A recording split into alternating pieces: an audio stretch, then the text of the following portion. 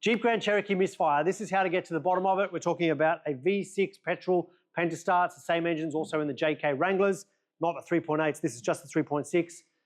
It's never ever plugs and coils. It could be, but it's highly unlikely. We often get these towed to us from other shops who've already put plugs and coils in. First things you need to do before you start stripping engines down, do yourself a compression test. Do yourself a cylinder leak down test. Once you've identified your cylinder that's in question with either low compression or you've got a cylinder leak down problem, you can go and have a look. The most common issue that causes a misfire in these is the cam lobes wear out. This one's actually okay. This is apart because of a blown head gasket, not for a misfire.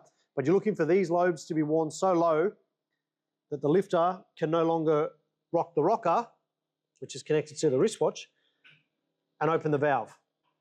So you'll get misfire codes. Usually these things will tell you which cylinder, so you know where to start. Don't just go and shotgun plugs and coils. They are also common for breaking a valve spring. If that's what you've got, you will have high compression readings, but you'll have a cylinder leak down problem where you won't be able to see the valve opening at all because the spring's broken.